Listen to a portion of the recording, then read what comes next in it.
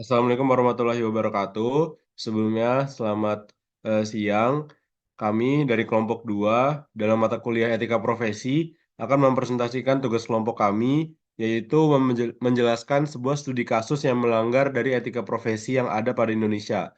Yang dimana pada presentasi kali ini kami membawakan tema tentang Biorka. Sebelumnya izin perkenalkan diri, kami dari kelompok 2 yang beranggotakan saya sendiri, Afifullah Juna Putra, serta ada Fadil Akbar, Hanif Dia, serta Alexander Laurentius, yang dimana kami dari kelas PSTIA.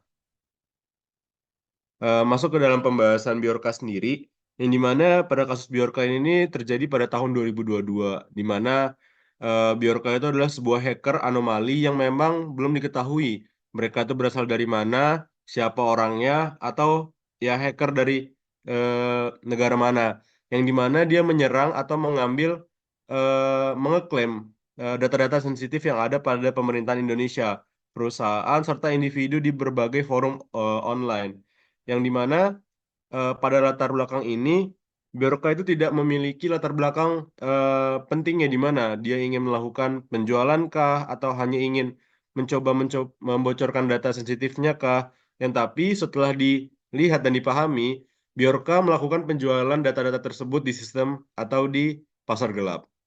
Next.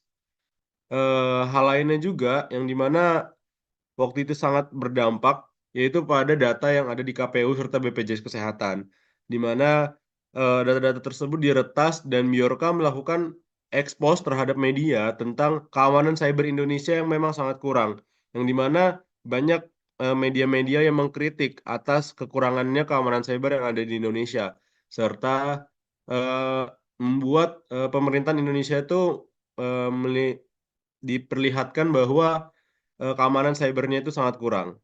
Mungkin untuk latar belakang dari kejadian Biorka, sekian. Selanjutnya akan masuk ke pembahasan dari teman-teman saya yang lain. Oke, jadi di sini saya akan menjelaskan tentang dampak yang terjadi ketika Biorka ini melakukan ketindakannya. Yang pertama itu kekhawatiran terhadap keamanan data pribadi. Udah pasti kalau kita diretas data pribadi kita, pasti kita ada rasa khawatir terhadap keamanan kita sendiri. Kemudian terdapat kesadaran tentang pentingnya keamanan digital. Jadi dengan diretas itu kita akan sadar betapa pentingnya keamanan pada digital pada masa ini. Kemudian keresahan sosial dan diskusi publik. Udah pasti dari data kita yang diretas tadi, apalagi itu data pribadi, kita akan merasakan keresahan yang cukup kuat dan terdapat diskusi dari publik-publik juga kayak eh, berbahayanya Biorka ini. Kemudian penurunan kepercayaan terhadap pemerintah. Kan Biorka ini meretas data pribadi yang ada di Indonesia. Sudah pasti pemerintahan Indonesia yang seharusnya mengamankan data masyarakatnya malah diretas oleh Biorka. Jadi terdapat penurunan kepercayaan dari masyarakat tersebut. Kemudian terdapat potensi penyalahgunaan data. Namanya data pribadi itu bisa disalahgunakan, apalagi bisa diperjualbelikan. Contohnya bisa untuk pinjaman online atau sebagainya. Kemudian ada lagi yaitu kehati-hatian dalam menggunakan layanan digital. Pada zaman sekarang ini udah pasti hati-hati itu udah sangat penting karena kalau kita basing-basing eh, menggunakan data pribadi itu sangat berbahaya. Makanya harus ada hati-hati dalam menggunakan layanan digital pada masa ini. Oke, next.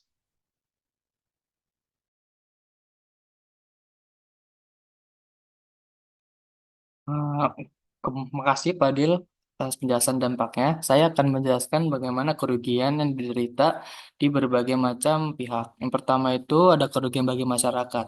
Di kerugian bagi masyarakat itu sendiri dalam kejadian ini, yang pertama adalah pencurian identitas. Seperti teman saya bilang, kalau identitas ini penting gitu bagi kita. Jika identitas kita bisa diambil atau dicuri, maka mungkin dari pencurian itu bisa dijadikan untuk pinjol ataupun lainnya, sehingga sangat merugikan bagi masyarakat. Kemudian terdapat penipuan dan kejahatan cyber. dan pengaruh terhadap privasi. Jadi kalau pencurian data ini sudah pasti ya, kalau privasi kita sudah kayak diambil gitu. Nah, kemudian kerugian bagi pemerintah. Nah, kerugian bagi pemerintah itu yang pertama itu kehilangan kepercayaan publik. Yang mana ketika ada kejadian ini yang disalahkan adalah salah satunya pemerintah. Yang mana pemerintah ini tidak becus dalam menjaga keamanan data di dalam data-data kita gitu. Terus tuntutan hukum dan regulasi. Jadi dengan adanya ini terdapat hukum dan juga regulasi yang harus untuk diterapkan lagi. Kemudian terdapat biaya perbaikan atas sistem keamanan. Next. Kemudian kerugian bagi perusahaan yaitu resiko pelanggaran data, kehilangan pelanggan, dan juga biaya tindakan perbaikan. Untuk keempat tadi ada kerugian ekonomi, yaitu kerugian finansial langsung dan juga penurunan investasi di sektor teknologi. Nah, kemudian untuk kelima itu kerusakan reputasi internasional, yang mana citra Indonesia di mata global itu sudah turun ya karena ada kejadian seperti ini. Jadi bisa dibilang karena adanya kejadian ini, sistem keamanan di Indonesia itu di mata dunia itu sangat jelek gitu ya. Mungkin untuk selanjutnya bisa dijelaskan oleh teman saya.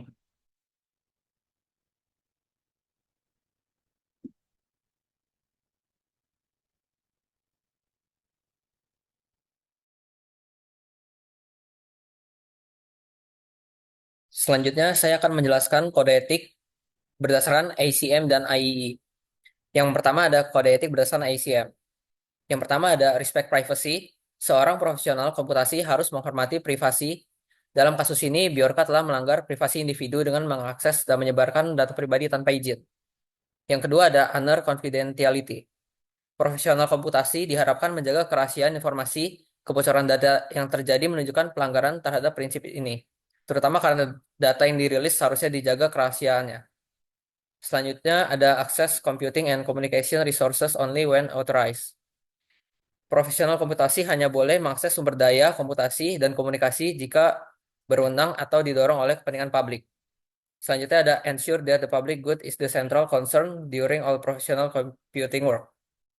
Di sini prinsip ini menekankan bahwa kebaikan publik harus menjadi perhatian utama. Tindakan kebocoran data berlawanan dengan prinsip ini karena menimbulkan resiko bagi keamanan individu dan masyarakat. Selanjutnya ada uphold, promote, and respect the principles of the code. Di sini profesional komputasi harus menjunjung tinggi dan menghormati prinsip-prinsip kode etik. Tindakan Bjorka bertentangan dengan prinsip ini karena tidak menghormati etika, privasi, dan kerahasiaan. Next. Selanjutnya ada kode etik berdasarkan IEE. Yang pertama ada to hold paramount the safety, health, and welfare of the public. Di sini profesional komputasi diharapkan untuk menjaga keselamatan, kesehatan, dan kesejahteraan publik serta melindungi privasi orang lain. Selanjutnya ada to avoid unlawful conduct in professional activities.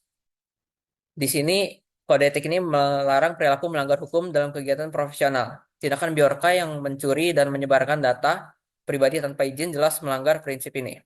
Selanjutnya ada to seek, accept, and offer honest criticism of technical work. Di sini seorang profesional diharapkan menerima kritik dengan cara yang konstruktif dan profesional. Namun, dalam kasus ini, kritik Bjorka terhadap pemerintah disampaikan dengan cara yang tidak etis, yakni melalui peretasan dan penyebaran data, bukan melalui diskusi yang sah. Selanjutnya ada to avoid injuring others, their property, reputation, or employment by false or malicious action. Di sini, poin ini melarang tindakan yang merugikan orang lain, termasuk penyebaran informasi dengan niat yang jahat. Kebocoran data oleh Bjorka dapat berdampak negatif pada reputasi, keamanan, dan kenyamanan para korban, sehingga bertentangan dengan prinsip ini. Selanjutnya ada to support colleges and coworkers in following this code of ethics. Di sini, profesional komputasi diharapkan mendukung rekan-rekannya dalam mengikuti kode etik dan melaporkan pelanggaran tanpa rasa takut. Dalam kasus ini, tindakan Bjorka menyoroti pentingnya bekerja sama dengan pemerintah dan institusi untuk meningkatkan keamanan, bukan dengan tindakan peretasan yang melanggar etika. Untuk selanjutnya akan dijelaskan oleh teman saya. Baik, terima kasih atas teman-teman saya yang telah menjelaskan dari materi PPT yang telah kami sampaikan. Semoga segala materi yang kami sampaikan itu dapat diterima oleh teman-teman yang mendengarkan video ini. Baiklah, di sini kami bakal masuk dalam sesi pertanyaan yang dimana pada minggu lalu kami membuka sesi pertanyaan dan terdapat 2 pertanyaan yang dari orang yang ingin bertanya kepada kami. Yang dimana pada pertanyaan nomor 1 akan dijawab oleh Hanif Dia. Oke, terima kasih Apip. Mungkin saya akan menjawab pertanyaannya. Yang pertama itu bagaimana sih cara mengamankan data yang diambil oleh hacker?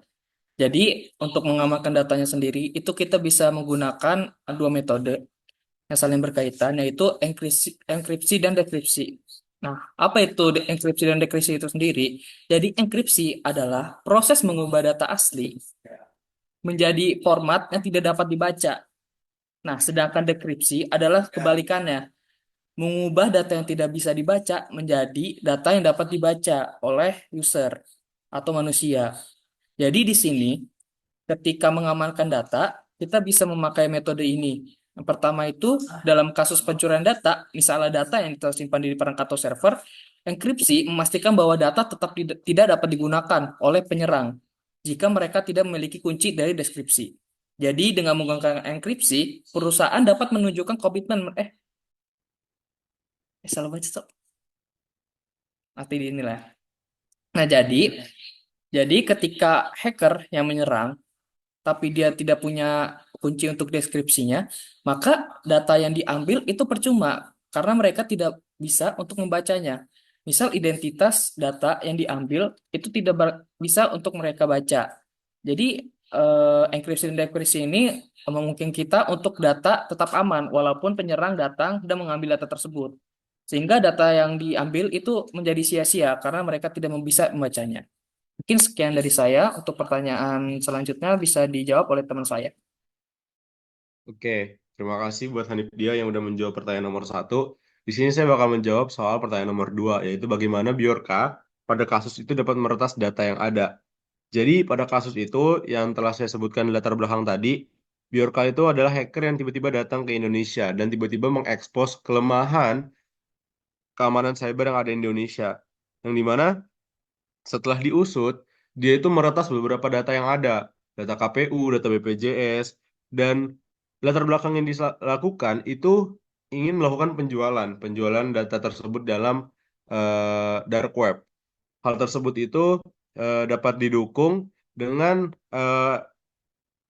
postingan-postingannya di Twitter yang mengekspos atas kelemahan-kelemahan yang ada di keamanan cyber Indonesia, yang dimana dapat disimpulkan bahwa Bjorka itu dapat meretas data yang ada dari celah-celah yang ada pada keamanan cyber di Indonesia, yang dimana hal tersebut tuh dapat dilihat dari banyaknya hal-hal yang sebelumnya tidak pernah terekspos di media dan diekspos oleh Bjorka pada kasus 2022 tersebut. Dan mungkin untuk pertanyaan bagaimana cara meretas data yang ada itu dengan mencari kelemahan serta celah-celah yang ada pada keamanan di Indonesia dan menyerang dan melakukan ekspos di media sosial. Mungkin jika ingin ada yang menambahkan, dipersilahkan. Oke, saya akan menambahkan jawaban dari Apip. Jadi benar kata Apip, Bjorka ini dia mencari celahnya. Jadi misalkan dari softwarenya dia tidak bisa meretasnya dengan ada keamanan apalah, misalnya deskripsi tadi, dia mencoba meretasnya itu bisa menggunakan hardwarenya.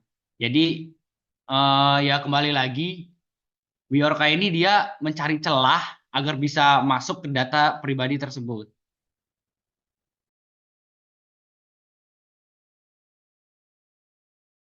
Baik, mungkin sekian jawaban dari pertanyaan yang ada pada kelompok kami.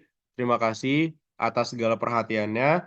Eh, Kami akhiri. Wassalamualaikum warahmatullahi wabarakatuh. Waalaikumsalam warahmatullahi wabarakatuh.